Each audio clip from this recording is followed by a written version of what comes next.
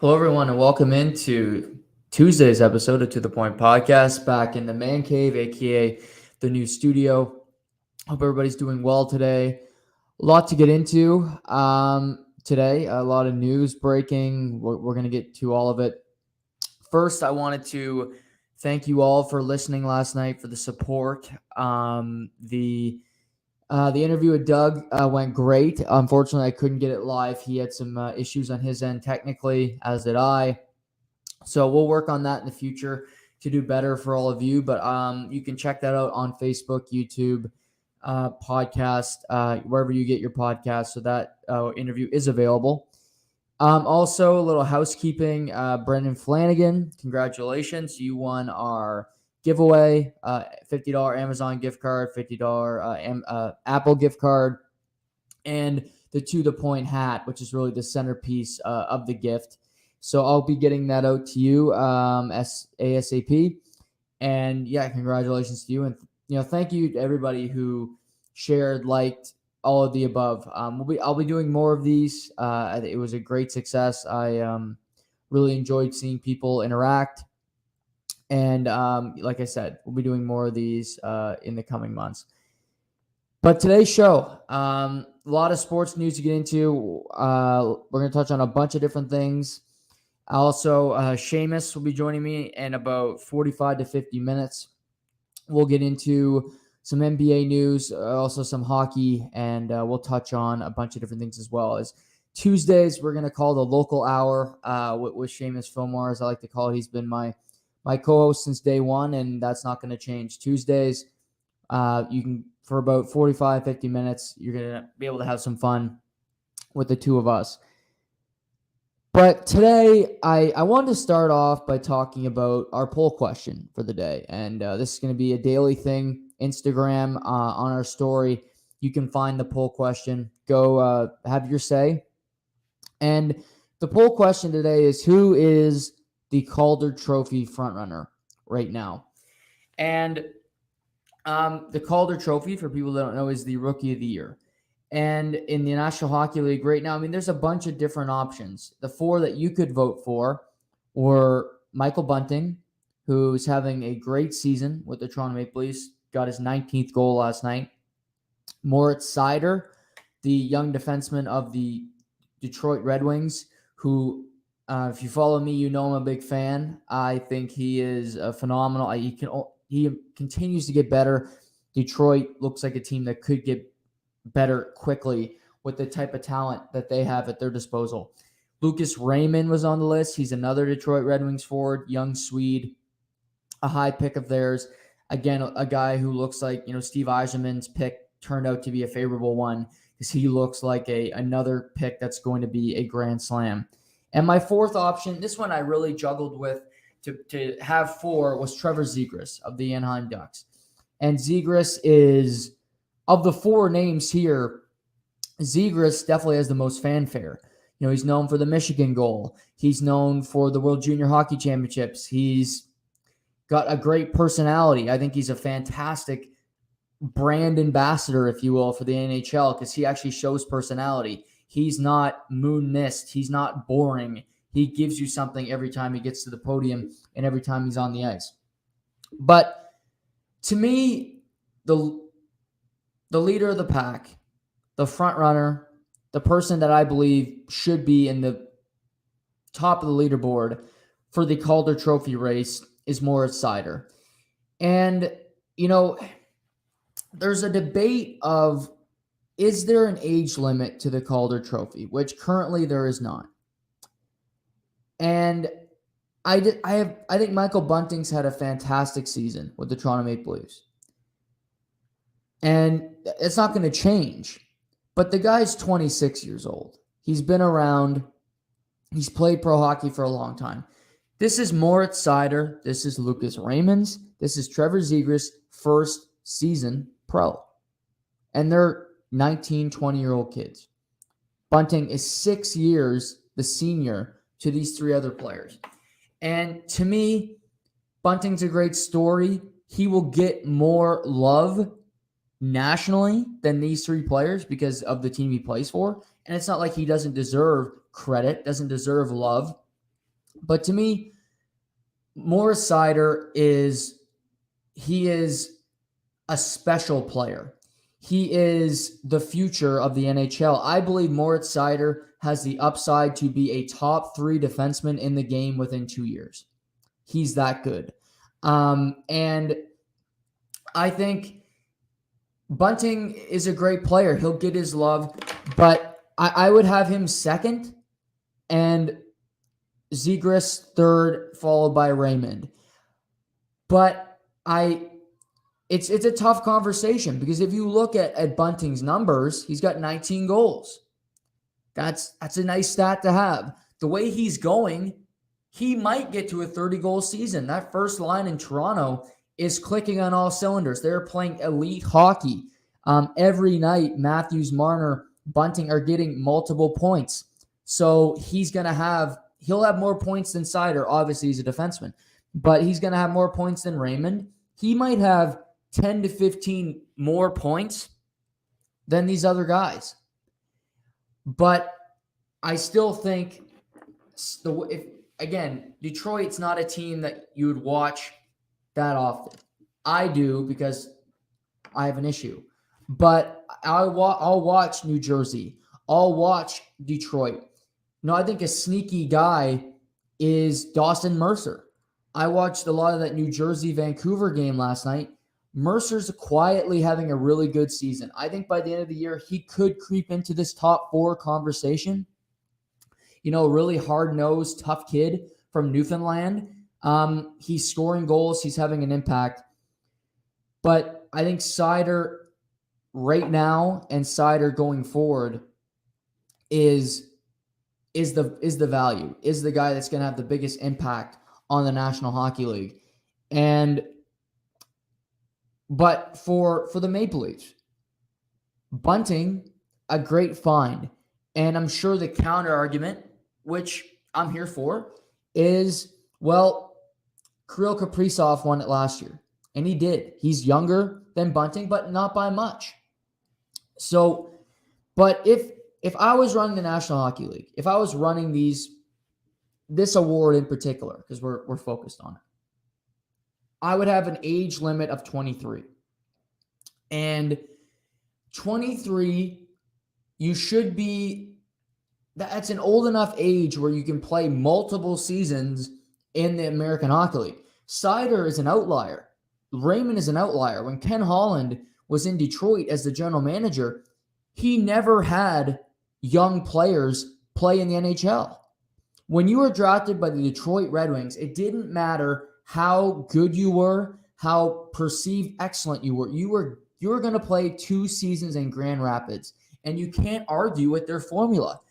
But you look at the new regime, but even look at comparing Seider to a Joe Veleno or to a Philip Zadina, who are also first-round picks. They are spending a year and a half, 2 seasons in the American Hockey League level. Seider, in all likelihood, will never play an AHL game his entire career unless it's on an injury assignment. So I think Bunting deserves a ton of credit. I think the NHL should adopt the NBA trophy, which is Most Improved Player. And I think it's a cool trophy. I think it's something that is it's a tough one to vote on because it spreads out. The NFL has this as well. Last season, if I'm recalling, I thought Dak Prescott was going to win it. It looked like all season Dak Prescott was going to be that guy. Ultimately, Joe Burrow won Comeback Player of the Year. Obviously, he was coming off a devastating knee injury as well. Gets his team to the Super Bowl. Hard to argue with that. But I think comeback player of the year, or even most improved player, would be a good ad for the NHL, because I think some of the NHL trophies, quite frankly, are a little mundane. Like the Lady Byng, it celebrates you not taking penalties, not being that hard-nosed. I don't view that as an accomplishment. I don't think that's an award where you scream, "I'm so happy I won this trophy." That's not how I would take it. You know, Ted Lindsay is fine. You know, there's some trophies, but I think there's a number of them in the NHL that have their warts, that could be improved, that could be innovated into where we are today as a society, where we are in the world. Because quite frankly, comeback player of the year, you could have a spin on this when it comes to marketing for the NHL, where you got 90%, 90% are the writers, or 75% writers, 25% of the vote goes to the fans. And this is a slippery slope because obviously the last time there was a big fan vote in the NHL, John Scott was voted into the All-Star game. But you also want to cater to your audience. You also want to get people involved. And I think that's something they should consider. But as I get the updates here, looking at the results, Moritz Seider is running away with it. Moritz Seider has the most votes. As of right now, Seider 14, Bunting with 3, Raymond with 3, Zegras with 3. So looks like Moritz Seider is the clubhouse leader at this point. I think it's the right decision, but we'll see where it goes. I even see it in the comments here. Brendan Flanagan, congrats on winning the giveaway, but he says Moritz Seider without a doubt. He's self-proclaimed huge Leafs fan here, but Bunting is also playing with Matthews and Marner. Agreed. You got to look at who you're playing with. I think that has to be part of the equation. Michael Bunting, if he was playing in Arizona, which is Detroit's not as bad as Arizona, but it's not a great scenario. His defense core, Nick Leddy, Mark Stahl, he's playing with guys that aren't that great. That when Detroit's a team that's competing, is a good team, they won't be there. They won't. And he's still having a great season. He's still in a market where a team's not going to make the playoffs, and he's getting notoriety. And that really tells you the impact he's having on the National Hockey League. So looking past that, we'll get to, I'll ask Shamus about that when he joins. He's another Leaf fan, so I'm interested to hear his take as he'll be on in the next half hour.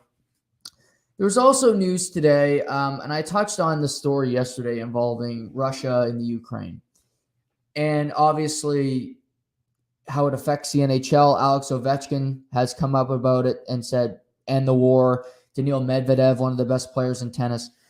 And CCM, one of the most well-known, one of the most profitable sports, hockey brands, skates distributors, all the merchandise, announced that they're dropping all Russian athletes from their marketing campaign. And I see what they're doing. They're trying to take the legs out from Putin, but doing it from afar. And do I think this is a good idea? No. Do I think this will help their business? Quite frankly, no. Alex Ovechkin is, I still think, after maybe Austin Matthews right now, McDavid, but even McDavid wouldn't make me want to buy a product, and here's part of the reason. You're never going to be as good as McDavid. He's not that energetic. He's not that, his personality doesn't jump off the screen. I think Matthews does a better job of selling a product, make you want to be invested in what that company's doing. But Alex Ovechkin is still one of the most marketable players in the NHL. He has a great personality. He's worked on his English. He's extremely good at English now. You can understand what he's saying. I give credit to guys who come from European countries that improve their English. You cannot be a star without speaking English. In North America, that's just a fact. I'm a big UFC fan. There are guys that they get their translator that comes speak.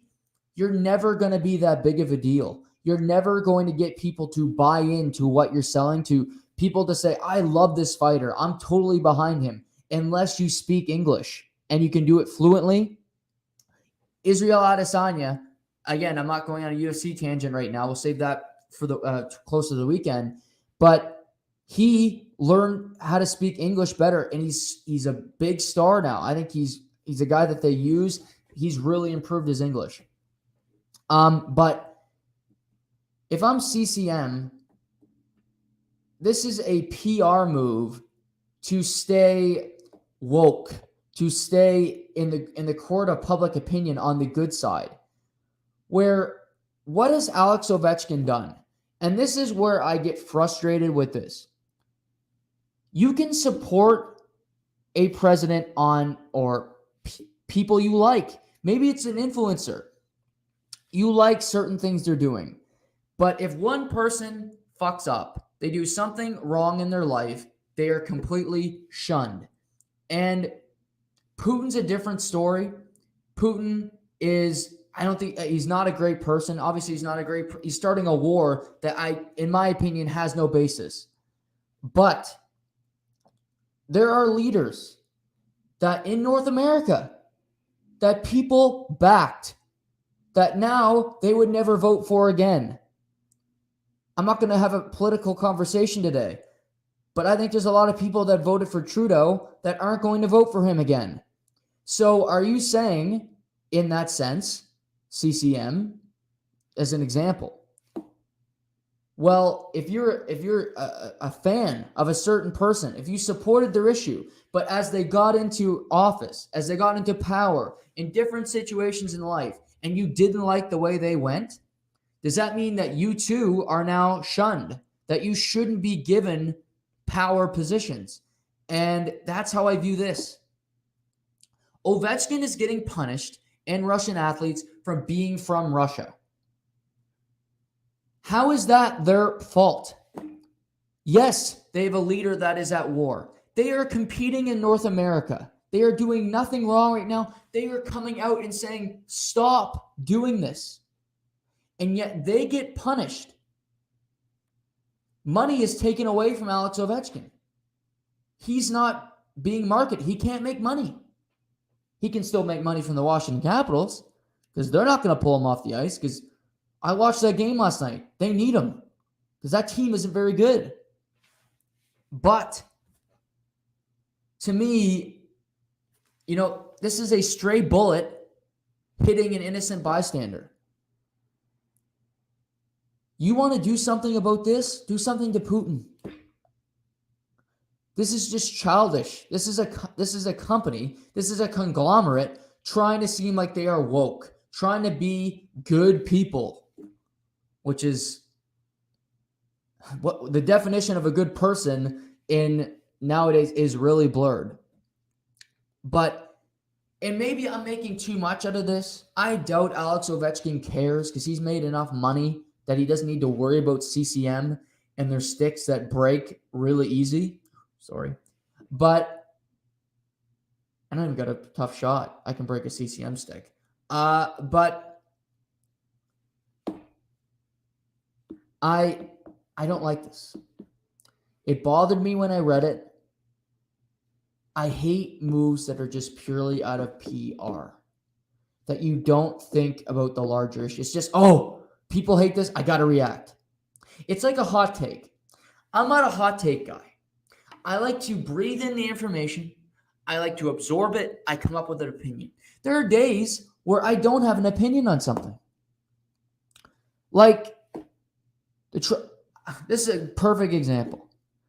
I read this morning on TSN, the 3-letter, should the Toronto Maple Leafs target Marc-Andre Fleury? I'm not going to go into this too in depth because Shamus is going to join me. We're going to talk about it. But they have a goalie that was a Vezina frontrunner that was in the All-Star game. And now you're saying go get Marc-Andre Fleury? Why? Brendan Flanagan in the comments. While you're on this topic, Wayne Gretzky has turned down work too with his involvement and recommendations to remove Russia from WHF. The poor kids didn't decide where they were born. Foolish, in my opinion. I completely agree, Brent. I said this yesterday. I have a tough time with it because this has nothing to do with the kids. Nothing. Matvei Michkov has nothing to do with the war. He didn't start it. He didn't advocate for it. He's trying to play hockey. Guess what? He can't in the KHL. They had to shut down their league because there's a war. His hockey development, his future is getting compromised because of some crazy authoritarian leader.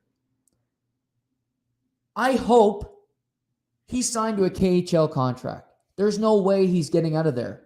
It's so corrupt. It's Russia.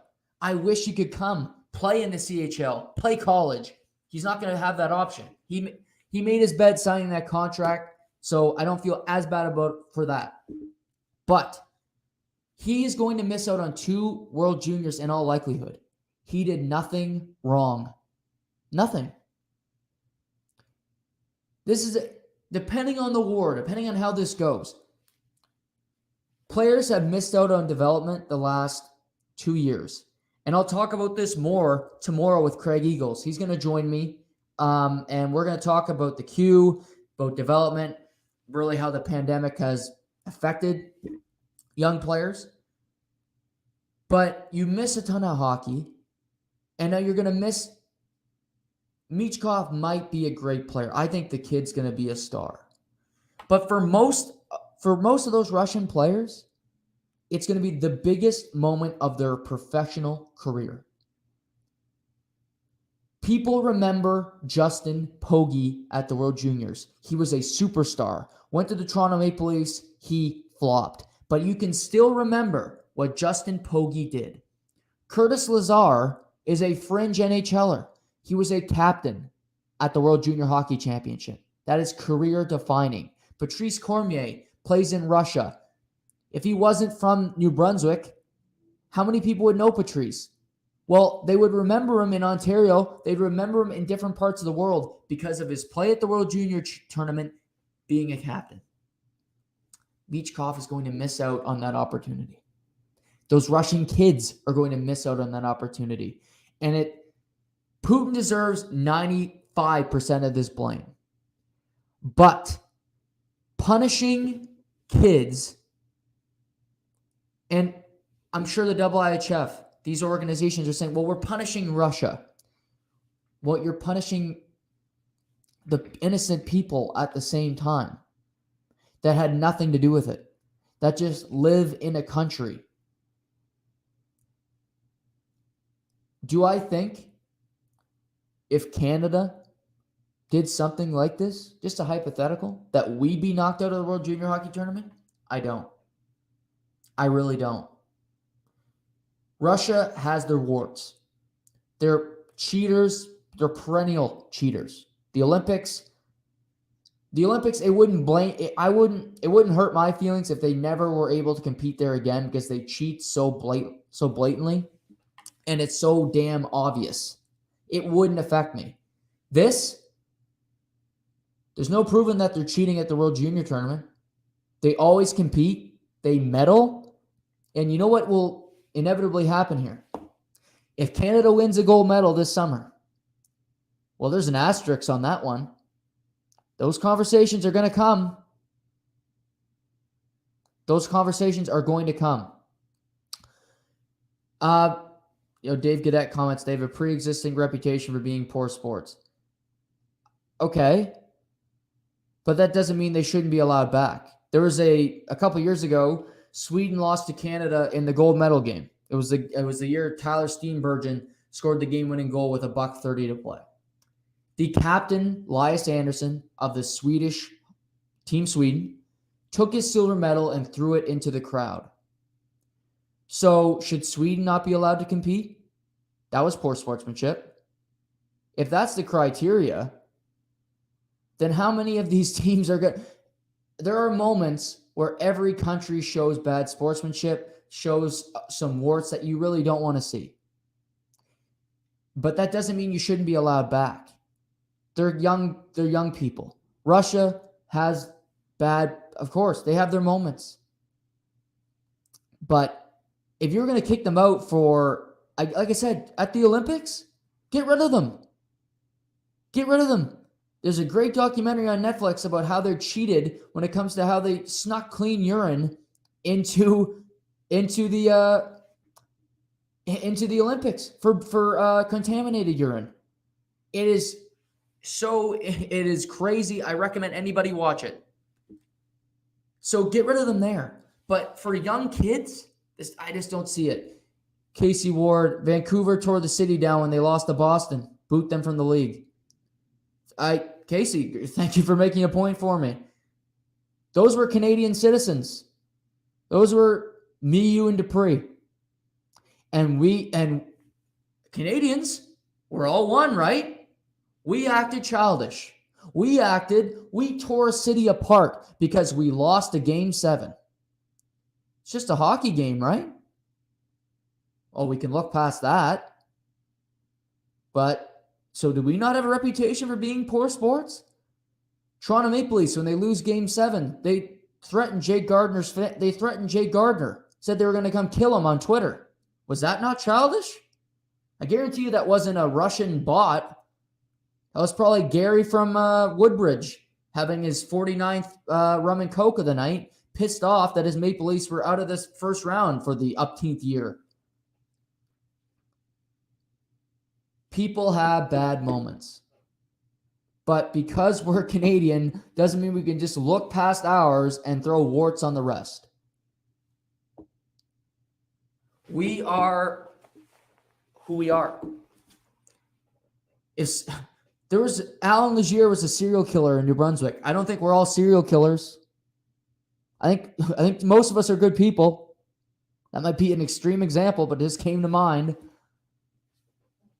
Again, CCM, I get it. You're playing the optics. You're playing for the people. That's not how I view this. I act to do what's best for... You're telling me you don't want to see Russia play Canada in a gold medal final? You don't like hockey then. That's just how I view this. It's a bigger issue. The war, politics, I get it.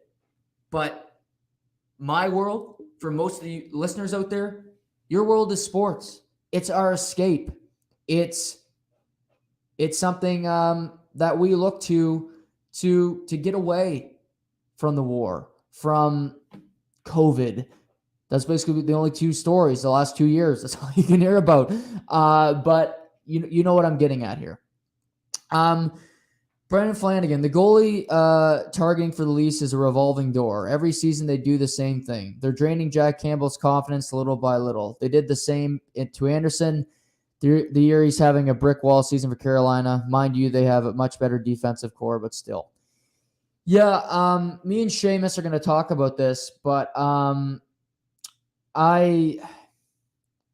find it, and again, I don't think Dubas is really thinking this. I don't think that Sheldon Keefe is thinking this. But even for the media to write it, most of the time it's from a source. And I think this is where we get to see what Jack Campbell's made of. And what I mean by that is he mentally strong?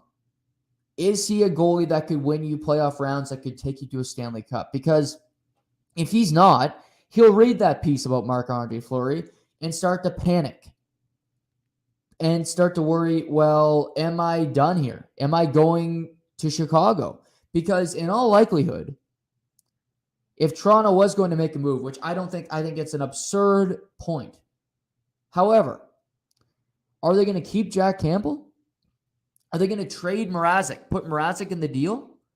Because that would mean that Toronto would have two rentals on their team, meaning going into free agency, they would have no goalie under contract other than Joseph Wall, who's played less than 10 NHL games. That's not something you want to do.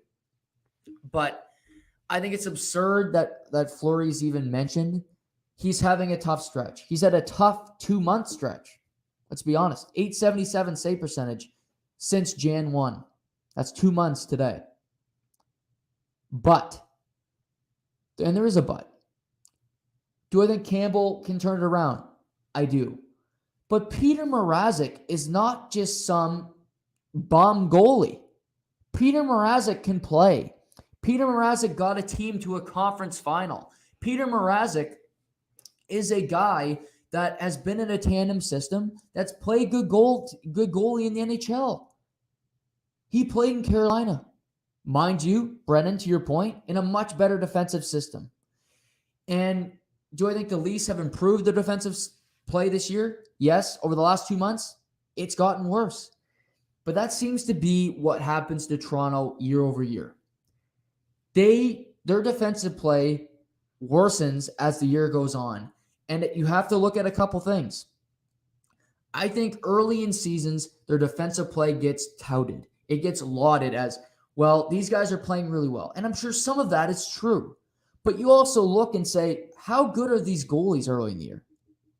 You look at Freddie Anderson in Toronto, basically his career there, he was terrible in October every time, terrible in March, April. So terrible at the beginning of the year, terrible at the start of the year. So clearly he wasn't great out of the blocks. He wasn't a goalie that was ready to go from jump. But in the midpoints of every season, Freddie Anderson was pretty damn good. He was a Vezina frontrunner like Jack Campbell was at one point this season. But eventually he got tired. Eventually he wore down because maybe, just maybe, this Leafs team that I've talked about forever, how their defense score isn't that good, maybe it just isn't that good. Maybe they outscore their problems. Maybe their goalies just bail them out until they have nothing left in the tank. And you look, Freddie Anderson was always good in the midpoints of the season. Last month, he struggled. It's rare to see Jack Campbell play this porous in a midpoint of the season because that's not normally what happens with Leafs teams. But maybe this is a good thing because you'd rather him have a stretch now than have a stretch in a month and a half. Because, as funny as it is, Matthews is better as he ever has been. Marner, same thing. You could argue Beal Nylander. Tavares, worse than he's been in many years. But Riley's playing good hockey. You get the core of this team is playing elite. But you play Columbus, who was not an elite team, didn't scare you. They had their warts. You played Montreal, a team that everybody and their mother said you should beat. This should be a cakewalk. Craig Button, easy for me to say, predicted a sweep for the Toronto Maple Leafs. And what happened? Oh, yeah. You lose that series in 7 games. So you had 2 easier matchups, and you lost them. As your players get better, you have a much tougher matchup. You're going to play Tampa or Florida. And, it's funny. Toronto's going through this tough stretch. I believe they're a point back of Florida, maybe 2. Look it up here on the fly. So you're right in the thick of things here. You could win your division. Still could happen, which would be best case scenario because you'd play Boston or you'd play Washington. And if I'm a Toronto fan, that's what you're rooting for. But at the same time, you can't be afraid of what's in front of you. You can't be afraid. You can't worry and say, we got Tampa, it's over. No. You've been through enough wars. That can't be where you go. Shamus going to join me. We'll get more into this in just a minute. Another interesting story today, which I found interesting. The Chicago Blackhawks hired Kyle Davidson as their new GM. He's 33 years old, so another young guy. We see in the NFL the Sean McVay coaching tree with all the young guys. Now I think we're seeing the Dubas effect in the NHL, where these young GMs are coming in, they're getting opportunities. But Davidson is taking over the Blackhawks. And there's 2 really interesting angles for me when it comes to this Davidson hire. The first being Davidson has been with the team since 2010. He was an intern in 2010. But I'm surprised they hired Davidson because 2010 is the Kyle Beach season. It's the year where everybody was fired this year. It's the we don't want to talk about this. It's about their owner being an ass in front of the media and not addressing the way this organization handled it. So I'm not saying he had anything to do with this. He was an intern. I'm just saying optically, this is the complete opposite of our other story with CCM. They are going against the grain, if you will. They're saying, we're going to take the guy that was here when our organization was at its worst, even in a reduced minor capacity as an intern. We're going to keep him, and he's going to stay with the team. But the second interesting angle here for me, he's been with the team 12 years, meaning he's been through all the battles with Kane, with Taves, with these guys, with their two core pieces that are left. To me, this management has failed to have the guts, have the ability to pull the trigger on making the splash move. They waited too long to trade Jonathan Taves. They waited too long to trade Duncan Keith. They waited too long to trade Brent Seabrook. He's never going to play again. Jonathan Taves has little to no value. Again, he's my second favorite player of all time. I love Jonathan Taves. I think he's one of the greatest leaders in the history of the NHL, but he doesn't have any value. He's always injured. He's had his autoimmune problems. Hasn't had a great year in Chicago. This whole season's been a disaster for everybody involved in that organization. But you still have Patrick Kane, who's got a year left on his deal following this season. Well, I love Patrick Kane. He's still an elite player. You look around, how many teams wouldn't want Patrick Kane? And he makes $10.5 million. That's a large contract. For what he's brought, for what he's still bringing, that's not a bad contract. That's not one where you look at, oh, I wish we could get out of this, because he's earned every penny of that contract. What does Chicago decide to do with him? Because they got Seth Jones, who isn't having a great year, but I'm still high on Seth Jones. I think he's a fantastic player. I trust he can turn it around. They still have, Marc-Andre Fleury will likely be traded, then retire. So they're going to have an opening in net. That's a big hole. Although Chicago, they had Corey Crawford, but even though going through those wars, winning those cups, I don't think they ever really trusted Corey Crawford. So this hasn't been a team through their excellent play over a 5-6 year period that had goaltending that you'd necessarily trust. But so you have that issue. But you got Seth Jones. Dylan Strome, I think he's going to be, I wouldn't be surprised if he's moved at the deadline. Kubalik is a guy that could be moved. DeBrincat, you got to love him. I think he's a guy that's a 30-goal scorer year in, year out.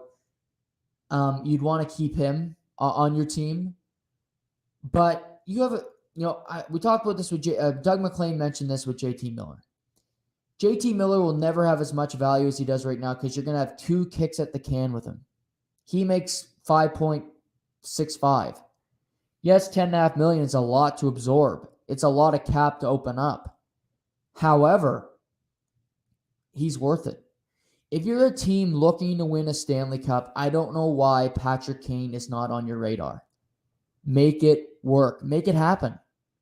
Because I'd want 2 kicks at the can with Patrick Kane. This is a bigger trade. I think this is a tougher sell for Chicago. This is going to be a massive deal. You're going to have to give up draft picks. You're going to have to give up high-end prospects. But it would trump JT Miller as much as I like him, as much as I love the way he's played this year. It would certainly trump Claude Giroux, who seems to be the biggest forward available. Davidson has been the interim GM all year. But if I'm a team that's in the hunt, Colorado is looking for a forward. Giroux makes $8 million. That's only another $2.5 million in Colorado. Can you make it work? You'd have another year with him on your team. 2 years with Patrick Kane. That's 2 years of Patrick Kane with obviously Nathan McKinnon, Mikko Rantanen, and their defense core is their weakness. I think they should upgrade that, but it seems like forward's the way they want to go. Minnesota is going to be in cap hell. I think he'd be perfect there. I don't think they can make it happen. After this year, they're going to have $12.5 million of dead cap on their books for next season, $14.5 million the following 2 seasons because of the Ryan Suter and Zach Parise buyouts. So that would be a tough one. But there has to be a team out there that says Patrick Kane is free. He's there. We have a package that we think we can put together that they're going to like. I think to trade Patrick Kane, you're going to have to give up a player on your roster. Would they trade him to St. Louis? That's tough. That's tough. You're trading him to your biggest rival. It probably won't do that. That's in division, depending on the return.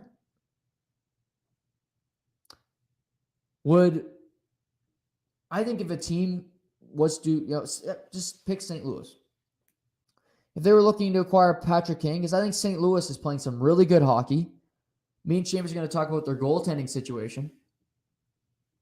But if you could get him, I would want Jordan Kyrou. And Kyrou's a really good hockey player. But he's not Patrick Kane. Craig Bruba's re-signed. He's not a guy that's going to want to rebuild. Doug Armstrong is not a rebuild GM. This team believes that they can compete. You're in a division with St. Louis, with Colorado, pardon me. You might need a big splash in order to beat them. Well, Patrick Kane would certainly do that. He would change your franchise. And like I said, Chicago might not want to move him to St. Louis. We see this. It's our biggest rival. How are the fan base going to take this?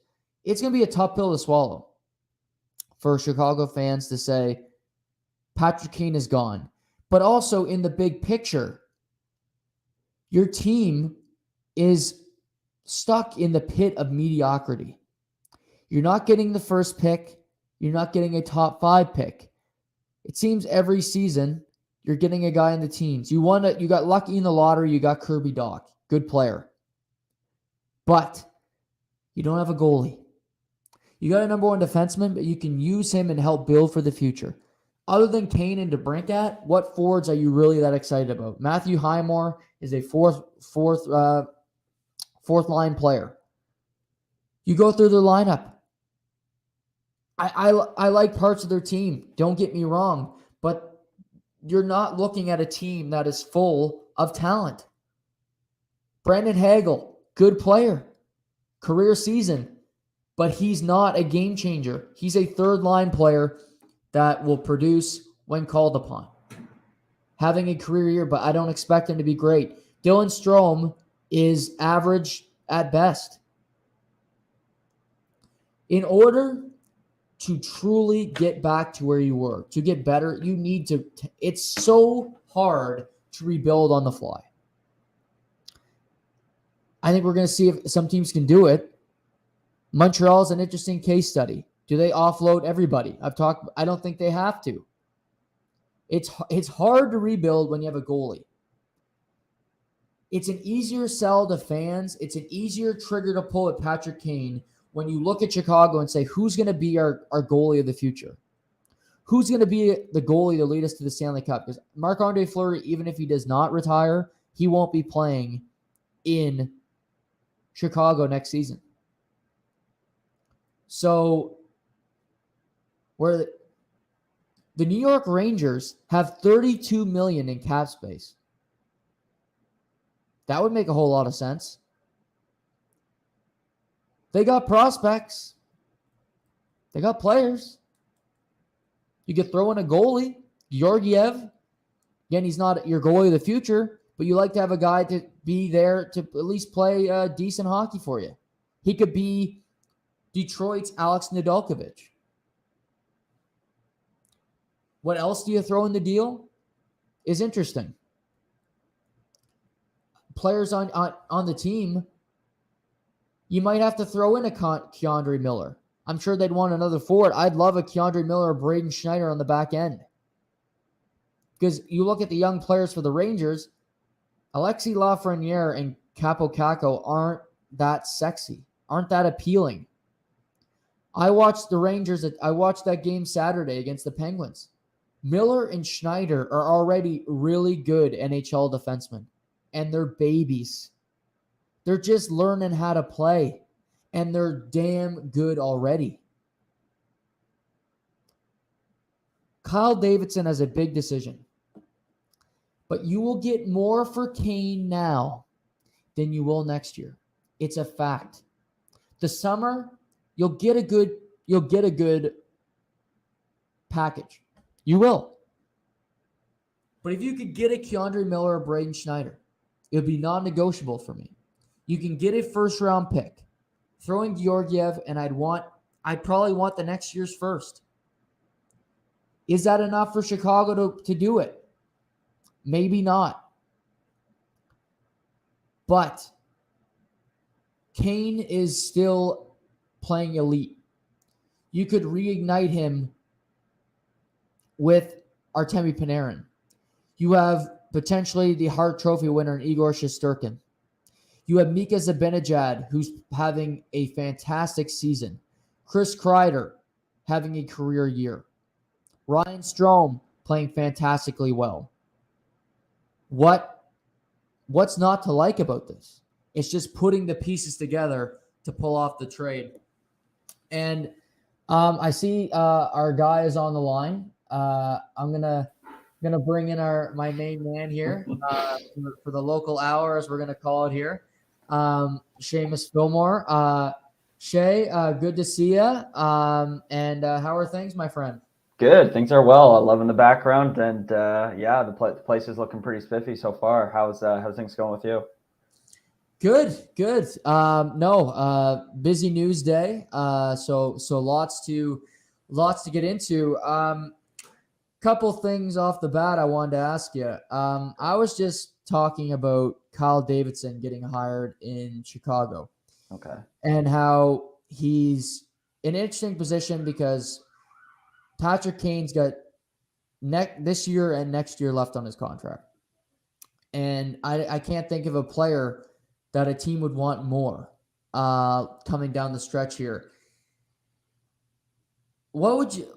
I look at the New York Rangers as a team. They have $33 million in cap space. That's more than double of any other team in the NHL. Definitely a Stanley Cup contender.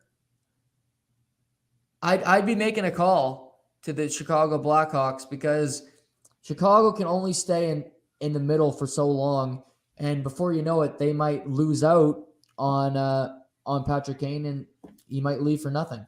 I think you got to explore that option for sure. I mean, you're absolutely right. If he walks away without trading him, then you're missing out on a whole rebuild. Think about what a player like that you could get back in a deal. You could talk at 2-3 prospects, multiple first round picks. And it's interesting, you rekindle that flame between Panarin and Kane. That would be such a dynamic. You put Strome in the middle. I believe you were talking about him as I hopped on here. So yeah, no, it would be something to marvel. But making that work with a $10.5 million cap would be interesting. You definitely have to get the Blackhawks to retain at least half of that, maybe, if you're going to get him for this season. Is that what you were talking about? No, well, they got $33 million in cap space on the roster right now, so they could do it with injured players. Yeah. Oh, I see. Okay, yeah. I mean, yeah. If you could afford it, yeah, move him over, and have him. Yeah, I mean, he's a threat every time he's on the ice. He creates offense just on his own. To imagine like putting him, Panarin, Zibanejad, Chris Kreider, and Adam Fox on the same power play would just be, it'd be phenomenal. It'd almost feel illegal. Yeah. If that would match up with like the Leafs, I look at Colorado's, like those would be the cream of the crop of the power play. I think you can get multiple first-round picks, as you said. I think I'd want Keandre Miller or Braden Schneider, one of the two, because I think both of them are really young and already playing at an elite level. They're babies, which I like too, because they're entry-level contracts. And then you probably need a forward because Chicago needs offense. They're going to need some guys other than Kirby Doc to score a goal down the stretch here. Yeah, no, absolutely. Forward wise, I mean, you could send back like a Sammy Blais or someone with some cap room just to free things up if you want to add somebody else, especially if you're getting rid of a high-end blue liner, that's someone like Miller who's already in their top four. You'd have to replace him with somebody. There's nobody in your, in Rochester or whatever their American team is that could be called up and replace a guy like that. So yeah, I think you'd have to make a little bit of room, but it's doable. I didn't realize they had so much room off. Who's hurt from New York that is freeing up all this cap space? Well, they have so many guys in entry level. They look at their big contracts. Like Zibanejad is still his deal is kicking in next year, so he's still making what he did originally. Actually, some of their cap is still Brad Richards, oddly enough, in his buyout. But yeah, they have so many young players on their team. This is the time to do it because you have the money. We look at the teams now, the teams that are trying to get better at the deadline, hoping to win a cup, they're broke. Your Leafs, Colorado, it's nickel and diming to make a deal work. It's $250,000, $250,000 here, $250,000 here. I mean, it's not, it's tough work just to make these deals fall through. Where New York, you could do it. You'd still have $20 million of cap space to play with to add a defenseman or something else. So do you think they go all in this year? If you're their president right now, you say, you know what, the time is now. We're never going to get another opportunity like this. Get Kane, get a Pavelski in there, get whatever it takes. Yeah. I think I would, but you know me, I'm impulsive. But I think they could sell to the fan base that they don't do it. I still think they have to make a move of some kind up front. But I think this team next year will still be very good. So I don't think they have to, but I find it's puzzling with this much cap space, with this good of a team. And the East is loaded, which is tough, but it's going to be tough again next year. So I think every year that you have prime players, I mean, they've been a bad team long enough. Like, go all in, push them in. If that was me, I would explore a deal, and I like Kane at 10.5 a hell of a lot more than I like Giroux at 8 at their respective points in their careers. Absolutely, and you're getting one for 2 years, and you're not, Giroux's, he could say, okay, see ya, I'm gone next year. And that's it, where at least you have that smaller, a wider window technically for some success in the postseason, which, I mean, who has more postseason success than Patrick Kane? Right. Yeah. I think for New York, if they don't do Kane, I think JT Miller will find his way back there. Doug McLean mentioned this last night, but you have 2 kicks at the can.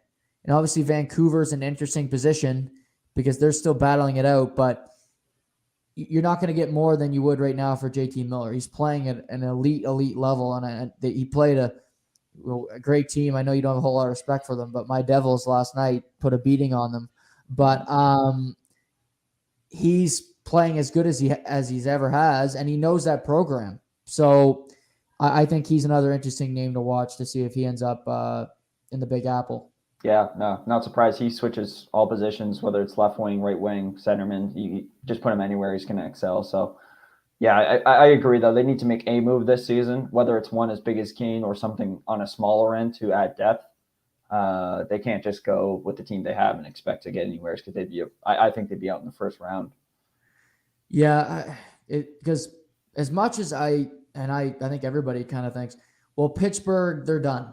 And they should be. I look at their team but they're good. The Rangers, I watched the Penguins game on Saturday. That was a hell of a game. Jari, don't trust him come playoff time because he played out to lunch last year, but he's playing great.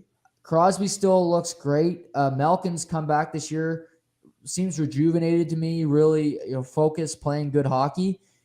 And, I mean, that's just Pittsburgh. Carolina is better than Pittsburgh so Carolina's tough, and you go through the Atlantic, you're going to have to be a really, really elite, consistent team to get out of the East this year. Yeah, and Igor, he's right up there, but he doesn't have any of that playoff experience just yet. Mm-hmm. And I think they play him a little too much, in my opinion. I think Gorgiev's not been totally reliable as a backup this season. So I don't know. I think he'd be tough if he plays all these games down the stretch. And we'll get into this later. We're talking about the Leafs and what they're trying to do right now. But it'll be interesting to see how he plays in the playoffs after wherever he cuts off 55, 60 games. Yeah, he does. You see, he plays a ton. Hellebuck has to play a ton because they have to. But Shesterkin's interesting because he doesn't have to play that much because they're going to make the playoffs. Like, it's about seeding now. Mm-hmm. But Hellebuck has to play a ton. Demko has to play. I mean, he has to play every night now. After Halak last night, I mean, you can't trust to play him. No. But yeah, I agree. I mean, even they're now shopping Georgiev, which is puzzling to me because what if he gets hurt? What's the option if he's not there? I would rather. That's not something I'd sell. I'd rather have a backup goalie that's a pending UFA that might walk for nothing than get rid of that guy if I'm a contending team because I'd rather have security. Right. Only reason I could see that get rid of him is to upgrade that position and get somebody who knows going to be at least competent. If something were to happen to Scherzer, I can't even say his name, in the second season. Would you? Okay, let me ask you this: who would you rather have as a backup goalie going into the playoffs? Just Georgiev or Varlamov? Varlamov. Yeah, even the lack of play this year. Yeah, even with the lack of play, I just would think with the experience and I mean the two last seasons, what team has made it to the conference final? It's the Islanders, right? So, and he's been a big part of that. Yeah, I think I'd agree with that. I think if Georgiev started more often, he would be better because he plays. You mentioned how Shesterkin plays all the time. That's tough on Georgiev too because he sits there and then you start a game and you got to play so great or it's awful. I reading the rumor mill, which you can't always trust what you read, but Edmonton, Georgiev's interesting. I think he's a young guy, so you could actually keep him. You don't have to have a 41-year-old goaltender. It's not in the CBA that you have to do that. But he'd be an interesting ad because I think he could be a guy that you could look at to be a starter longer term. Yeah. I think you're just kind of nervous about what they're going on right now with Miro.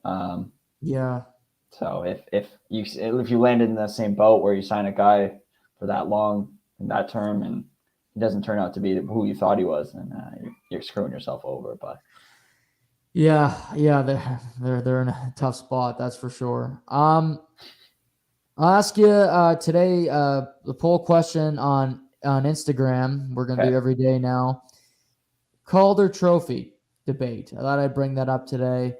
If you had a vote, who would you vote for right now? 4 options: Moritz Seider, Michael Bunting, Lucas Raymond, or Trevor Zegras. I'm voting Moritz Seider. Yeah, over my boy Michael. I can't see 2 25-year-olds get rookie of the year back-to-back years. I think that would just be a little controversial. But no, Moritz Seider. Every time I watch him, he just looks so elite already. And I just think he's already leading them in ice time, and he's 20 years old.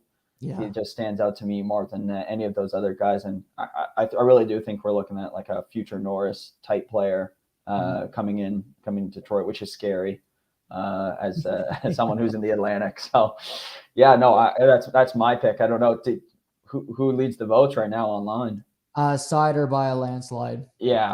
I think it's pretty well known that this guy he runs their power play, does so many little things well that it just puts him ahead by so much.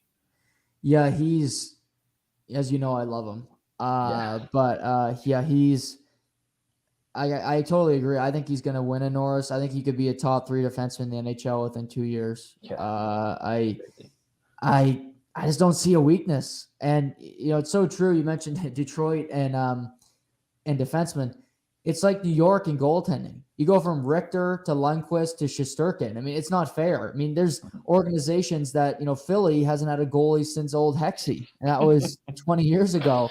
So, it's crazy how some organizations are just so good at finding that particular position, and Detroit is better than anybody at finding, in particular, European defensemen. Yeah, just high quality. I watched a great YouTube video a couple of days ago, and it was just breaking down the things he did last year in the Swedish Elite League that he's now doing better this year, and things that he's changed. So I think you have to give it to Detroit's management team and the way they work with players and the way they sculpt players. I think that has a lot to do with it too. So yeah, just a high end caliber system they run there, and Stevie Y has a lot to do with that. I just wanted to tell you in the comments, Casey Ward, our good friend, is very proud of you for the non-biased vote. He's a little surprised though. No, I love my boy Bunt. No one dives better than that guy in the National Hockey League. I'll say that right now. He draws more penalties than anybody I know, but yeah, I can't skip over that. I'm not that much of a biased Leaf goon. Yeah. Would he be second for you? I would I'd still have to go with the other guy who wears red. I'll go Lucas Raymond. If there was my 1-2, and then 3, I would probably toss up between Zegras or Bunting. Yeah. I mean, Detroit, what a game Saturday night. Let's transition into the Leafs goaltending. Yeah. This is an interesting one because I'm like, okay, Jack Campbell's out to lunch. We know this. And I talked about it briefly yesterday.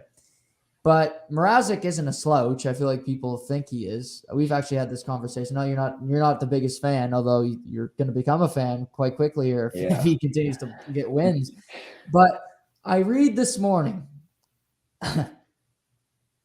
Toronto targeting Marc-Andre Fleury as a guy that they could bring in. And first of all, I want to get your reaction, and I'll kind of give my soliloquy that I gave earlier.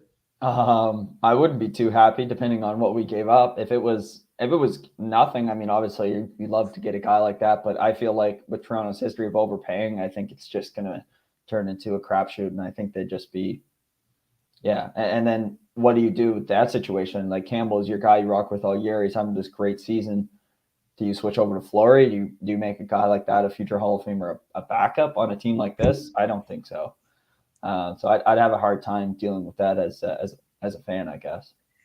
Yeah, I had a slightly different angle because, number one, I don't believe that this report is true. No, I think it's just, fairy dust. It's Toronto media. I would say.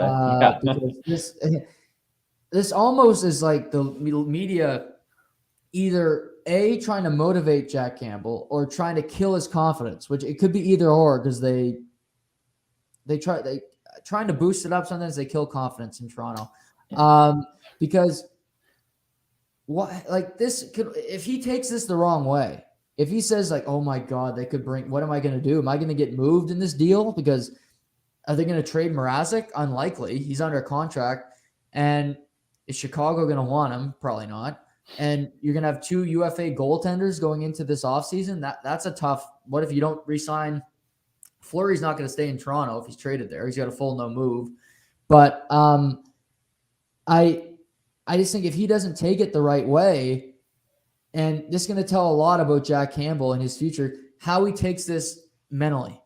Because if he takes it the wrong way and he's weak-minded, this could be a really big problem, and maybe it's a bigger problem of maybe this team wasn't going to have playoff success to begin with.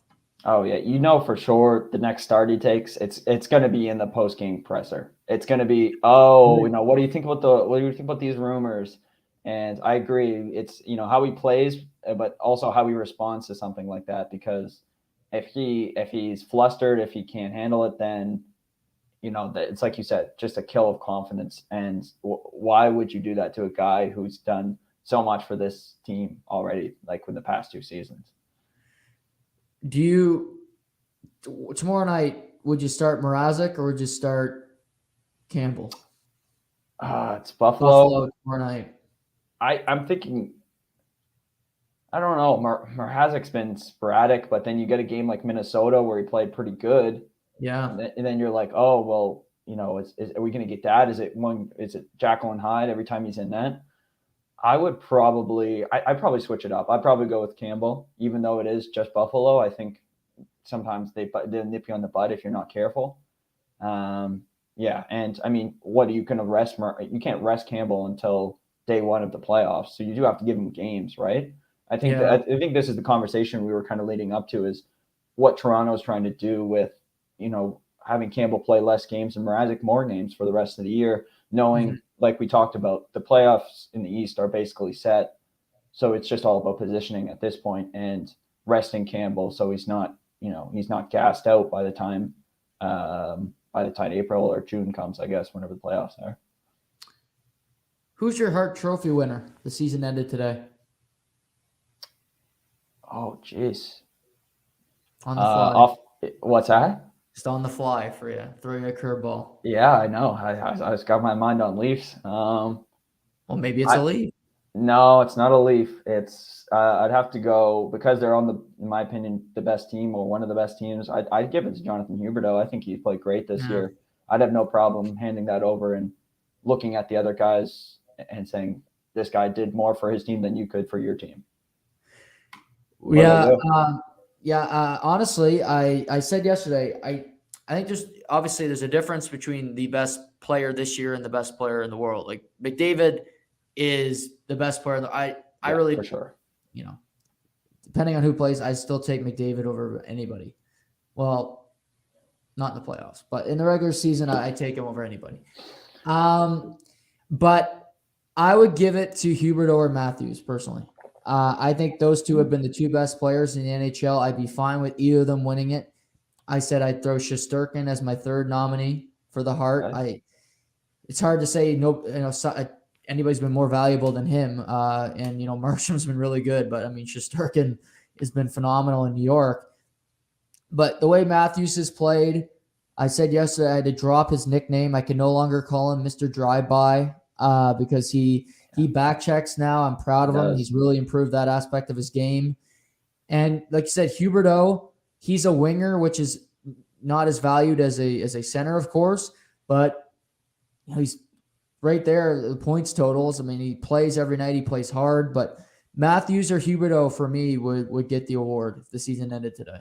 Yeah, I'd be ecstatic to see a Maple Leaf win that, but I don't think I'd be more ecstatic to see them win a round. I think I would trade in the Hart for a round any day of the week. Right. But no, I mean, you're right. Like, over the stretch of the last 30 games, I mean, I don't think there's been a player better than AM34. But I guess just looking at the seasons in the whole, I'd still say Huberdeau right now. Yeah, no, that's completely fair. I think both guys are playing extremely well. Breaking news here, and it's not great breaking news. Rob Manfred, the commissioner of Major League Baseball, is now meeting with the media, and the union talks have broken up, meaning that the start of the Major League Baseball season is going to be pushed back.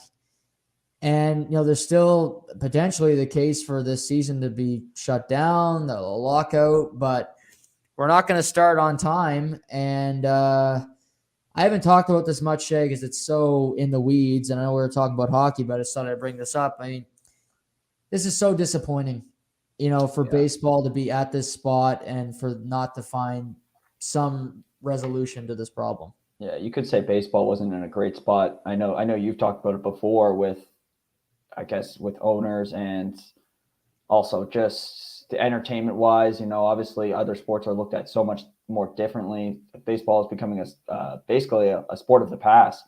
Mm-hmm. And something like this where owners just kind of take it and say, hey, we need more. God, like how much more money can you have at this point, right? Like, let these guys play, get the season undergoing. Like, I think you came off a great World Series and a great playoff run with Atlanta, but I really do think that something has to change, and I don't know. Do you have a resolution? You must have something as a Yeah, solution to this. I think what's so funny is the people that are the big centerpieces here are the rich owners, and they're complaining, which I could give a fuck. And the people that you hear about are the richest players, like the Max Scherzers, who are represented by Scott Boras. Max Scherzer is scheduled to make $50 million this year, so he shouldn't be complaining. Who really this hurts is it's always the people in the middle, Shay. It's always the people that are fringe players. Average salary needs to be bumped up. Service time. The fact that they can keep you so long making the minimum salary before you hit arbitration, before you hit free agency. It's 4 years before you even get to arbitration, then 3 years of arbitration. That's ridiculous. That's such a long period of time where basically you're stuck in one place. You can't get moved. You can't hit free agency, nothing. Those are the two biggest sticking points for me. But it's the people in the middle that are you don't hear their voices. You hear Scherzer pull up in his Bentley. You see people wearing Garrett Cole wearing the Scott Boras hat, like that's worth anything. But I think for owners, you're making a ton of money. A player, if you want to keep a player in your organization, you're worried about him leaving because of service time. Let's just use the Blue Jays for an example here. The Blue Jays have built a competitive team. Vladdy Guerrero, Bo Bichette are likely going to want to stay because guess what? The team's competitive and they play in a small market. But if you're an owner and you're worried about player X leaving, Juan Soto, for instance, how about build a competitive team? How about build it so he doesn't want to leave and be a Zion Williamson and say, I'm out of here? You know, I think that's how you got to look at this. The owners are afraid of losing their high-end talent if they get them in the draft, where you can fix this by being competitive, by spending money, and just being an organization that people want to come to. Yeah. Don't you find it's more often than not that it's the player leaving than it is the owner not paying him what he's worth? And I mean, Yes. There's something to be said about, players go for every dollar, but what else are you going to do? They think they're going to stop at what they think they're worth, and if you're going to pay them, that's great. But it's more often than not, it's this player's he's selfish. He wanted more money. Well, he's going to go to a market. He's going to go to New York. He's going to go to LA where he's going to get the money instead of the owner should have paid him what he was worth, and we would have had this player for 8 years, 9 years. Right. Yeah, it's such a tough balance because those markets are always going to get the push. LA, New York, that's better than Kansas City. Kansas City's not going to get better at that. They just aren't. But like I think we've talked about this. The bigger issue with baseball is just the game itself. It's boring. Yeah. I watch it, but there's too many home runs. There's too many strikeouts. Like, you'll be my litmus test here. If there's football or baseball on, what are you watching? Football. Hockey or baseball? Hockey. Basketball or baseball? Definitely basketball. So those are the three major sports, and you're watching all of them before baseball. Yeah, that's and you're right. probably going to flick to another hockey game before you go to the baseball game. I would go as desperate as an Arizona Buffalo game midday than watch most baseball games. Right. Yeah. So exactly. I mean and you're a big sports fan. So it's not like we're asking, Joe Blow, who doesn't even know what a check swing is. So the bigger point is improving the game because people that watch baseball, I mean, I don't even watch it as much as I used to because it's not that entertaining. Casey watches it, our boy. I know he loves it. But I think he'd even admit it's not as entertaining as it once was. And it's, he even adds in, he said, I'd watch soccer midday before watching Garrett Cole screw me over again. That's a good one. And also, like, what's compelling about, like, how many stars of baseball do we really think about when it comes to, when it gets about their personality, about being entertaining? There's not that many, Shay. No, they need more Ronald Acuna Jr.'s. These young guys who bring Fernando Tatis Jr. Yeah. Look at the controversy he brought up through one season last year, arguably, the hottest topic all year. And I thought it did more good than bad for it. The walk-offs, the Yes. flare, the flash. Baseball needs more of that, but there's too many old, grumpy guys saying no. Like, we want baseball to be in our way. Back when it was like the 1940s, the 1950s. Like, it's just ridiculous. They need to change. I guess a whole culture change would be a good way to put it. Bautista did more for the sport than most people did in a decade. That one bat flip is talked about, referenced more than anything that's happened the last 3-4 seasons. The biggest thing baseball can laud, Shay, is Houston cheating. That's it. That's all they can. Like, people, I bet if we polled people, they wouldn't remember Atlanta won the World Series because they probably didn't watch it. Yeah, no, most likely. Interesting one. Flaney in the comments, eliminating the umpires. Do you think that would do you think that'd be good, or do you think that'd be bad? I think it's terrible. Yeah.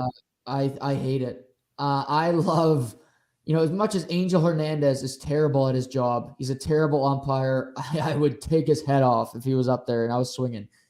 I want to see them freak out. I want to see, the human emotion, right? You hardly know the guy's alive the whole season, drinking his Diet Coke with his boiler hanging out.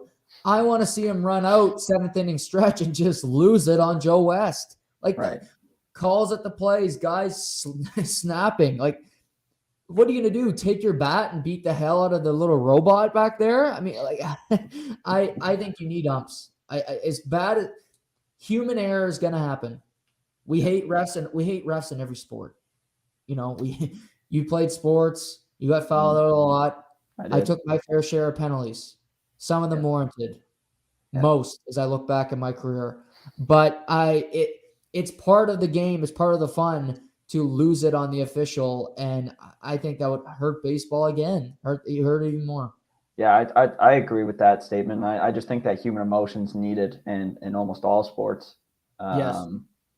Because, I mean, the minute that machine makes an error, people are going to be they're going to be up in arms saying, we'll bring the umpires back because this is no better, right? Yeah. No, absolutely. Yeah. It'll be the same thing. It'll be a pitch on like you said, pitch on the edge, and they'll say, I wish we had Joe West back there. And it's the little, Jeff Bezos back there in his little Amazon pod, calling balls and strikes. Fixing games. Yeah. He's fixing games for his own profit. No, I just thought it was interesting because I didn't even hear that was a theory, and I never knew that was a possibility to just completely up and get rid of they're him. doing it in the single A leagues this year. There's no umps. It's all automated. Wow. Okay. Yeah. It'd be a little test to see, I guess. Yeah, basically, like that league's basically their beta test for what they might do in the future. But I mean, there's a big umpires union, and they're going to be pissed off, of course, if they can't work. But I mean, yeah, it's a tough news for baseball because you're supposed to be in spring training, in Arizona, in Florida right now. And it's fun because in April, I think it's the best month on the sports calendar because you got NHL playoffs, NBA playoffs, you have the Masters in there, baseball going. I mean, it's hard. That's a really good stretch, and maybe baseball won't be playing in April, which is crazy to think about as well. Yeah, I'd absolutely hate it. I love the start of the baseball season. It's something I look forward to every year. Yeah, opening day is fun. But tough news today in the baseball world. I don't know if you also saw Derek Jeter is leaving the Marlins. No, I didn't see that. Was there a reason? Because they stink, I'm assuming. They both mutually decided that it was a good idea for him to leave. Yeah, there'll be a new story shortly with what really happened. I'm sure it's got something to do with money because they're a cheap organization. But right. Derek Jeter is out of. Let me ask you this: post-career, who's having a better career? So after the career is over, Derek Jeter or A-Rod? Oof. I think A-Rod owns he own a basketball team? Yeah, he owns 1% of the Timberwolves. Oh. So he kind of does, I guess. Well, he's still a 1%er. I would say A-Rod. Yeah, I don't know. He seemed to do well. He lost J-Lo, which, I mean, that's a tough L on anybody's resume. But Yeah. so what? Bounce back. Yeah, I'd probably say A-Rod too, but that getting dumped by Jay, that's a tough one. Could you see Jeter in another front office? No, I Shouldn't think that was like maybe like Yankees, something, like fake jobs. Bat boy. Like the Oilers back in the day where they had all like Gretz and all those guys working there, but you could never know what the hell they did. They just were there and in the press box. I could see Jeter doing one of those gigs. Okay, yeah, it makes sense. But yeah, baseball likely, no deal, so it's delayed the start of the season. Who knows where this goes? We'll keep you informed here. Are you starting to worry about the Vegas Golden Knights? Because I am. Yeah, I have it written down here. It's like a merry-go-round. Every time one guy hops back on, another guy gets dropped off and put on injured reserve list. I don't know. It's tough going into a postseason thinking not many of these guys have played together fully. You know what I mean? Or for like at least a consistent amount of time. And that's what scares me the most is like, yeah, you have the big names, but when you get put in there, are they going to have the comfortability to play with each other at that high level that we expect from Golden Knights at this point? The 5 years they've been here, they're the measurement of success, in my opinion. Yeah, and it's interesting because Leonard's hurt, so they have Laurent Brossoit as their starter right now, who's a backup goalie. That's just what he's been his whole career. And Mark Stone, arguably their best player, he's right there. He is on IR, and the only way he can come back really is if they get rid of a contract or he comes back at playoff time. And the way they're playing, unless Leonard comes back soon, I'm not convinced this team is going to stay in playoff position without Mark Stone returning if he is healthy. They probably maybe thought, okay, we'll use this loophole that Tampa uses, that potentially the Leafs may use with Jake Muzzin down the stretch here. But I don't know if they can because, again, they are not in a great division.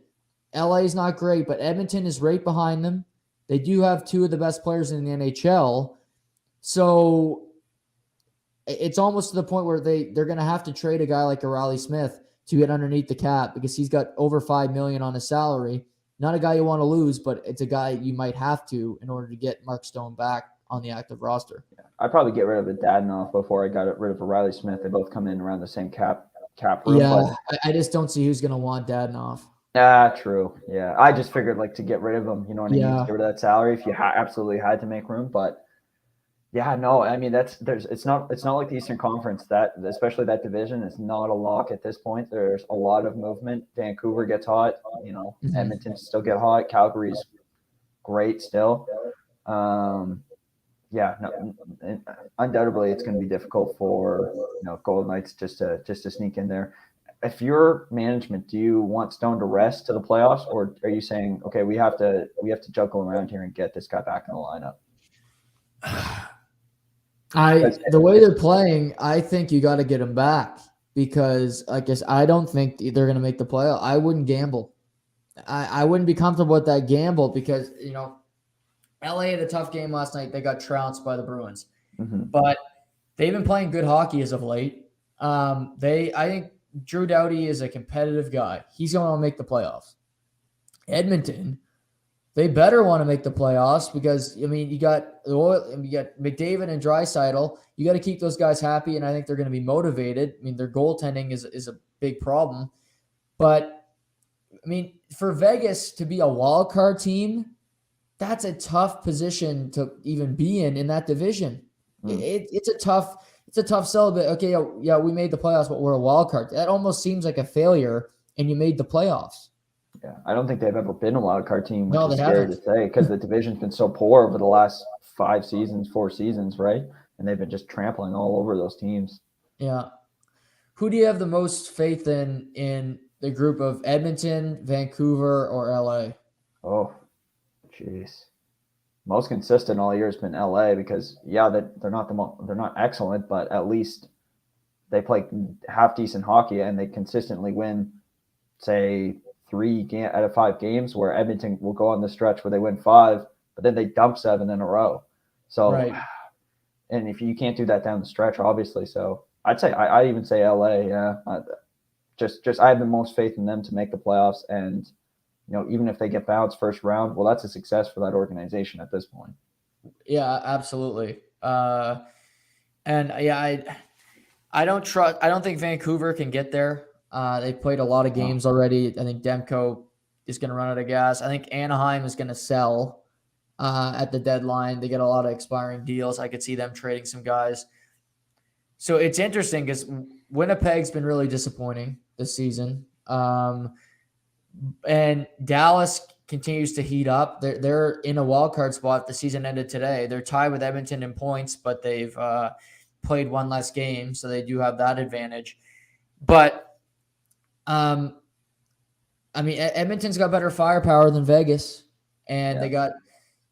I mean, as funny as it sounds, right now their goaltending's pretty on par with one another because Smith, he's old, but Brossoit is a backup goalie too. So it's almost a battle of, who can make the most saves or who can not allow the most goals in that type game. Well, you're putting all your trust in your offense, right? If your offense can't get more than 3 or 4 goals, then you're pretty much screwed because you're letting in 2, 3 every single night, especially with those 2 guys. Yeah, and that'll be interesting to watch down the stretch because you have Calgary with 68 points, and they have games in hand on LA and Vegas, so they're in a good spot. You got LA with 65, then Vegas 62, and Edmonton is at 61. So Vegas is in a dogfight. They need to find their game here quick. Subplot tonight. This is a game you might not have watched, might not have on your docket, but I thought I'd bring up. Winnipeg, Montreal tonight. Okay. And what reminded me of why I think this game could get interesting. You remember last year in the playoffs, obviously Scheifele, the big hit on Jake Evans. Yes. Yeah, that's right. Knocked him out of the series. He got suspended, which I still think is bogus, but nevertheless, they haven't played each other since. And Evans, he's kind of been talking about it, said he didn't like the hit, was pretty pissed off.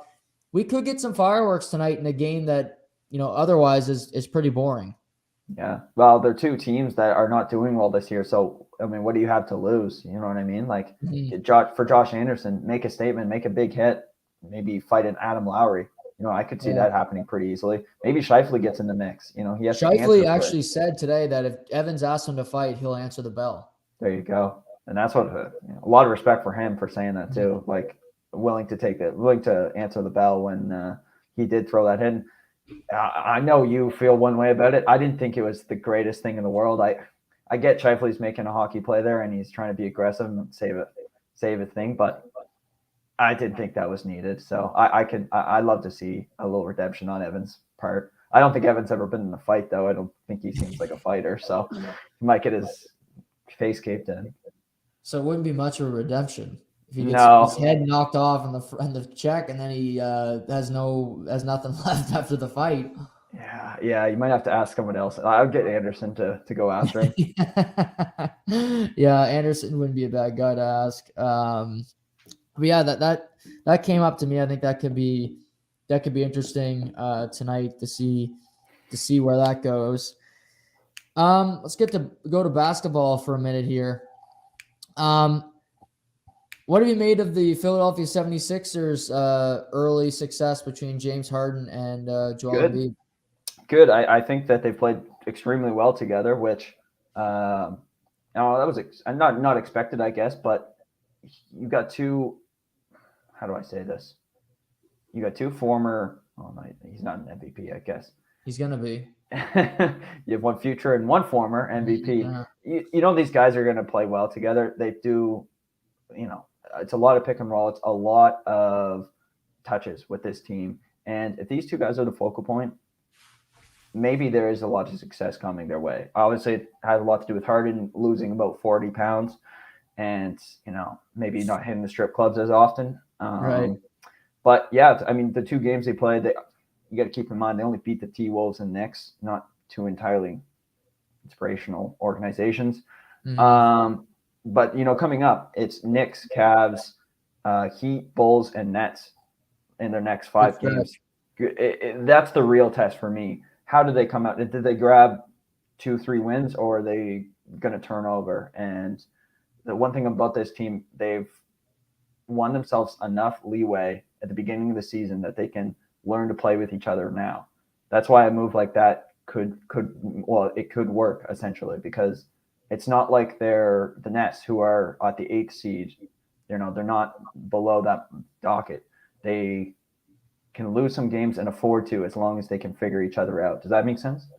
Yeah, and no, it totally makes sense. Yeah, they played well with no Ben Simmons, that they're still in a position to potentially win the East, which is pretty crazy to think about. But yeah, I agree. I watched that game Sunday, and I thought playing together, they look really smooth for two guys that have never played together.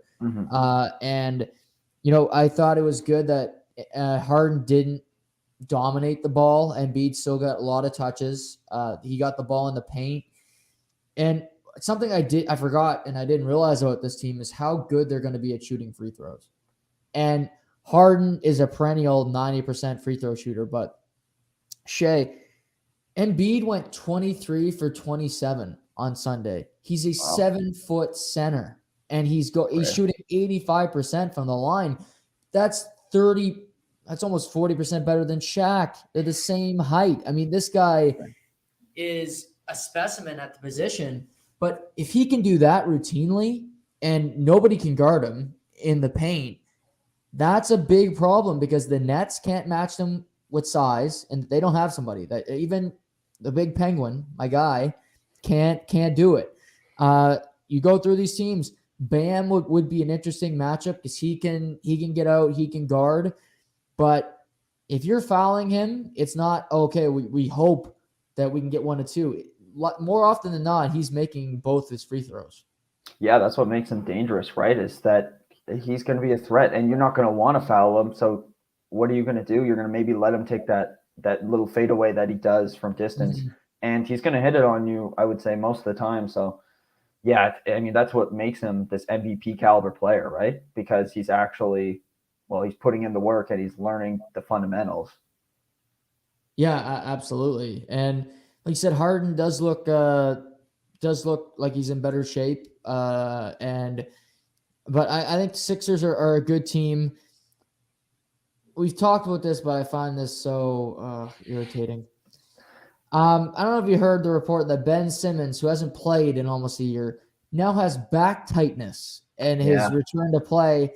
And nobody can convince me to the contrary that it's not because he wants to get past March 10th, where they play the Sixers in Philadelphia.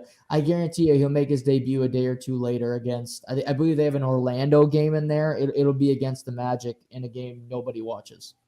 Yeah, it's a coward move. If that were to happen, which I hope it doesn't. I want that to be his first game in Philly. He should want that too. Yes. There would be so much hate thrown his way, but it'd be how you respond to that. Go in there and get a dub against this great Philadelphia organization that shit all over you. It would be interesting. I thought he was going to be out longer in my what I was reading online. So if this is why, and back soreness, it's such a weak thing to put on paper. Yeah. And he can always say, well, I got mental health problems, so we can get around it. But come on, like eventually you're gonna have to play there. What if you play in the playoffs? Are you just not gonna play? You're a DNP because you're in Philly. Like, you're gonna have to play in Philly again. And I'd rather face it now than game 1 in Philly when you got 40,000 people screaming at you how much you suck. Like, get used to it now. Yeah, no, I agree. If that was me, I'd be out there at least trying. You might have a bad first game. Well, you got that off your back, and you're moving on to the next game. Right. Same with Kyrie Irving. That it just came out that New York's still not going to, or the state of New York's still not going to let him play, regardless of these, these weird rules that have at first I was on board. I was like, just get vaccinated. Now I'm kind of going the other way. Like I'm like, wait, why not let him play at this point? Everything else has been lifted indoors activities. Like, what do you make of that? And what makes it more perplexing and more stupid is if you're not vaccinated and you play for an opposing team, you can play in New York. You can play in Brooklyn. Doesn't make He sense. can go to the game and buy a ticket, but he can't play there. Mm-hmm. But as a visiting team, you're unvaccinated, you can go play. He can't because he's a citizen of New York. I don't understand it. It makes no sense to me because if you just weren't letting unvaccinated people play there, okay, that's fine. You made your stance. I'm cool with that. But you're letting people that don't live there play. That doesn't make any sense to me. Yeah, you see Adam Silver starting to speak out it too. So hopefully there's some rumblings, and hopefully, maybe if he does have a little influence in the politics there, he can kind of get that turned around, because it's at the point where, if it's starting to feel like COVID's a thing in the past. So why not, start seeing some more normal rules, right? Like, this was a thing for half the season. Well, start to get him in and let him play it all the time, because the rule just doesn't make any sense at this point. Right. With everything else being lifted. 100%. 100%. And yeah, I don't get it. And plus, I'm sure Adam Silver's like, oh my God, is Brooklyn going to lose in the play-in game? Like, am I? Yeah. Because, I watched them play the Raptors last night. I watched some of it anyway. If Kyrie can't play, Simmons, maybe he's afraid of Toronto. I don't know. Like, maybe that's another place he can't play because of his mental health. And if it's just KD against that's no guarantee victory to go to Toronto and win, at least in my mind. Yeah, they stomped them by like 30 points too last night. It wasn't like a close affair. Like, no superstars. Kyrie can't play in Toronto because he's unvaccinated. Yeah. So I don't know. In that case, you need him at home games, and it'd be interesting. They only play one playing game, right? Per those things. Yeah. Need a 7-8, and then 8 would 9-10. play. The loser would play the 9-10 winner. So they could potentially play 2 games, and one would be, as of right now, in Toronto, so Kyrie can't play. And then the other one would be in Brooklyn. As of right now, Kyrie can't play either. So that's the worst play, because otherwise you could play, I think, anywhere else. But it's Canada and Brooklyn, the 2 places you can't play on planet Earth. Yeah, that's why positioning matters. Yes, 100%. How do you think Goran Dragic is going to be received in Toronto tonight? I'm sure he'll get booed, but it's on him, right? Like, I think he's the one who walked away ultimately. I don't know. I don't even know what for listeners and for myself at this point, Juggy, what happened between, this guy who was at one point a starting guard at most teams in the NBA, and went from not even showing his face at the Raptors arena. So obviously, he played in Miami for 6.5 years. I think he really enjoyed the lifestyle down there, which who wouldn't? But he was moved in the offseason because of money. They wanted to get Kyle Lowry to Miami, and they needed his money off the books. So he gets traded to Toronto. He's in his home country, and he basically says, yeah, Toronto's not my first choice. Not real excited about going to Canada, basically. Right. And I think he kind of came to training camp and wasn't a great person, didn't have a great attitude. So I think Toronto and Dragic, quietly, they'll never admit this because they both really said nice things about each other on the way out, despite the fact that he only played 3 games for the team, that, they both decided it'd be better. They wanted to play young guys. He goes home, he acts like a pro, and they'll trade him. So I think half of it is maybe they did want to play young players, but also it's him like, yeah, I'm not playing here. So write up whatever story you want to write, I'll co-sign, but I'm not staying here. Yeah, in that case, more power to him getting booed. I might do it to my TV tonight when I watch them. Right. Yeah, it's a tough one. For sure. To be a gutless move and sign with the Nets, like, come on. Like, what are you, every other like aged superstar in this league? Like Paul Millsap, Blake Griffin type, like, just Go back to Miami. Miami is one of the best teams in the league. Yeah, I don't think they wanted him. True.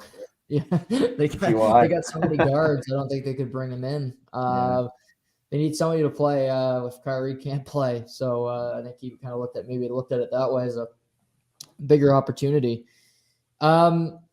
Sports world tonight. What's catching your fancy? Anything that you have circled that you're going to watch tonight, or watching some TV, or what's on the go for you tonight? The Flames dropped a touchdown on Minnesota in their last meeting, so I'll be interested to see how they respond. Personally, I thought about this today. Do you think a guy like Cam Talbot could bring this team far? Do you think he's got in the bag? I have my doubts. Me too. Me too. And I didn't think so at the beginning of the year, but now doubt is starting to creep up, and I think Minnesota less likely as a contender, more likely as a maybe first, second round exit. That's a team that I would look at Fleury. Yeah, true. Yeah, I never thought of that. I don't know if he'd go there because he is a full no move, but they're a good team. He's better than Talbot or Kakkonen. And that would be a team that I think it would make sense for him to go there because he's a starter. They need one. Yeah, I agree. Other than that, I might tune into your old Montreal and Winnipeg suggestion. I'd like to see some. You wouldn't catch me dead watching a Montreal game for no reason, but if it involves sparks flying, you might catch me for that. Yeah, I kind of hope it's a game like that. I hope it's interesting because that would definitely get me watching as well to see what transpires in that game. Any good TV you watched over the weekend? Any new shows that you want? Yeah, I did want to bring one up. Is on Amazon, the new Reacher, and I had mixed feelings going into this because I see, if whoever doesn't know, it's Thad Castle from BMS, Blue Mountain State, who plays, and I'm thinking, this is going to be awful. Like, this guy can't act for shit. You know what I mean? And I started watching it. We're on the last episode now. I've thoroughly enjoyed it. It's been a good show, and apparently it's more historically accurate with the books, which not a big book guy. He's not a 5'3". Yeah, essentially, from what I've heard, and he's more gritty. His personality is more there. So yeah. Anyways, it's been a good watch. But other than that, I watched a good movie over the weekend, and that's about it. Yeah, how many episodes is that? 8. Okay. Yeah, and we're on the last one. Probably finish it after tonight. So it's a show I could keep watching if there was another season, I think. Right. Yeah, I've only heard good things, so I assume it'll get another season. Your Batman movie's been from the pre-screenings and the people watching it, whatever, a week before. I've heard it's unbelievable. So I'm highly looking forward to go watching that. Yeah. Good to hear. Yeah. I've heard some people say it's better than Bale's. Wow. Yeah. It wouldn't be that hard to be better than The Dark Knight Rises. That might be a hot take. I didn't think that was a very particularly good movie, but to be better than The Dark Knight, that's tough. That'd be a tough one, yeah. That's gonna have to be a hell of a movie. Well, we'll see. Better than Joker. That's a film. But no, Shay, fun chat tonight. I'll let you get back to life, but appreciate you joining me, and we'll do this again next Tuesday at this time. I appreciate your time, man, and love what we're doing here. Background looks good, and can't wait to do this every Tuesday, to be honest. All the best to the people listening. Awesome. Thanks, Shay. Good night, buddy, and we'll chat soon. Take care. That was Shamus, everybody. Hope everybody enjoyed that chat. It was fun getting to chalk it up with him, talk about a bunch of different things around the sports world. And if you didn't hear baseball, Rob Manfred is meeting with the media now, talking about, basically the league being postponed for a while. There's not going to be games to start the season. Not a lockout per se right off the bat, but the season won't be starting on time. It will not be a 162 game season, so it's going to be delayed. So lots to follow there. And I'm not going to get into the weeds about about it too much because it's really not that interesting, and I don't want to bore you. but it's baseball is an interesting spot. They don't have a great fan base. You don't have people that are clamoring for the game like they used to. And then you have this lockout. And this will only push fans farther away. If you're just sitting there, okay, I'm gonna stick around. This might push you to the other side where you say, you know what, enough with baseball. I can get my sports viewing from other parts of the world. Maybe I'll try out the UFC. Maybe I'll watch another hockey game, whatever. But yeah, this is a tough look for baseball. And, oddly enough, to bring this full circle, I think baseball having this stoppage, obviously it helps the big sports, hockey, basketball, you name it. But I do think this baseball not being there helps golf. And the reason I say that is because baseball has struggled to push stars through. To have guys like Fernando Tatis Jr. III be in the forefront, be a guy that you see game in, game out, be a spectacular player. I think golf has done a pretty good job at having personalities. For better or for worse, he's an old guy, but Phil Mickelson is in the news. Rory McIlroy, Bryson DeChambeau, what he did to transform his body. Well, now he's not going to be playing in the Arnold Palmer this weekend. This is his 6th straight tournament he's not participating in. He's clearly injured, and perhaps his swinging style and his aggressive nature, the way he approaches the game, is starting to catch up with him. Brooks Koepka. I think golf is in a good position when it comes to the product. I think it's better than it ever has been when it comes to the number of really good golfers on tour. 7 tournaments this year, 5 new winners. That is an incredible stat. And you have guys, one week it's Joaquin Niemann beating the field. And you still have guys like Morikawa who have won majors, at their heels. But you have guys that you recognize, John Rahm, Colin Morikawa, Brooks Koepka, DeChambeau. And with golf getting more of a presence, I really think golf has been the sport that's benefited from the pandemic the most. They came back early. They have people taking up golf, playing it more recreationally, and I think by osmosis watching it. And, also just I think the personalities, the people, and it's chatter. Again, it's not always good chatter. But you could look at the Saudi League with Phil Mickelson and how he's looked like an ass recently.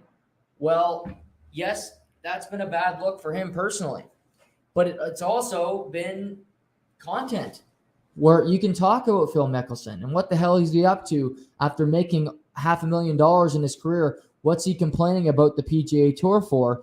And you can still go and watch golf on a Saturday and Sunday and enjoy the product. You can't do that with baseball. You can say, well, the product's watered down. It's not as good as it once was. And you look on the TV, there's nothing there. There's no Grapefruit League. There's nothing to watch. So I think it's so disappointing. Baseball should be embarrassed that this is happening. It's not a good look. And I'm interested to see what happens going forward because, as we read now, it's going to be a delayed start to the season. But what does that mean long term? There's still going to be meetings, still going to have discussions. It's not going to be a 162, but where's the pressure point for the players? Because it is a pressure point for owners, but it's bigger for players because the revenues. When it comes back, owners make more than players. If you play 120 games, you're sacrificing your salary. And just coming out, baseball has canceled the first 2 series of the regular season. So that's basically the first weekend and then the following Monday to Wednesday series of the season for every team. So those are a couple, those are all game checks. Those are 6 game checks that they're missing. So that's now we're down to 150, whatever now, 156. But, Manfred said he's canceling the first 2 series of the season that was set to begin March 31st, dropping the schedule from 162 to likely 156 at the most. Manfred said the league and union have not made plans for future negotiations. Players won't be paid for missed games. So they're not going to be meeting. This is even worse than and he says, my deepest hope is we get an agreement quickly. I'm really disappointed we didn't make an agreement. Yeah, we all are, Bobby. And, he also noted not a particularly productive day today. So you cancel everything. That's disappointing. And then it doesn't sound like it's a good day when it comes to making progress. This is not good. This is a terrible result for baseball, terrible result for sports, but what can we do? We got to move on. We'll keep talking about it here and to the point, but like I said, it's not in the forefront. As we get closer to a deal, we'll talk about it, but it doesn't sound like it's becoming in the next 24 to 48 hours, that's for sure. This week, just some house cleaning before we wrap up today. Tomorrow, around 5:45, 5:50, so at the same time, Shamus joined me today. My pal Craig Eagles is going to join me, and we're going to talk a lot about the QMJHL. He obviously scouts and works around in the QMJHL. He's going to talk about some prospects you guys should look out for, prospects that could be coming in the draft come July. So kind of give you guys a little, and myself, a little Q&A about who you should like, kind of the team to watch out for in the Q that could, besides St. John, could a Q team represent them in the Memorial Cup come June. So we'll talk about all that, get into some scouting stories and things of that nature. Craig's always got something to say, so he'll join me tomorrow night. Thursday, my good pal Cole McDonald will join me. We'll talk a lot of hockey. Might even get into some golf with the Arnold Palmer this weekend. So we'll talk a lot of different stuff there. Cole, always an exciting get, and he's always fun to talk to. And Friday, so we're still working on what's going to come Friday, but it's been a fun week so far. I hope you guys are all enjoying the new format. I really like being live with you guys. Again, you guys can get your comments in. I love it. Put your questions, leave your comments. I'll get to them throughout the shows. So keep the interactive presence going. Keep this community going. Like I said, we're going to have more draws. We're going to have more giveaways for you guys. Brennan's the first of hopefully many winners for the listeners of the podcast to join in on the fun. So that's just getting started. We have the NFL free agency coming up. I'm going to start tomorrow talking about that a little bit. Some Mitch Trubisky news, porn star Jimmy news, Carson Wentz, Kyler Murray. So some NFL will come up even though it's the off season. The NFL is content. It never fully goes away. But tomorrow we'll get into tonight's games, Flames Wild, what happens in the Winnipeg-Montreal game, and we'll talk about all of it tomorrow. So that's it for today. Hope you guys all have a great rest of your Tuesday.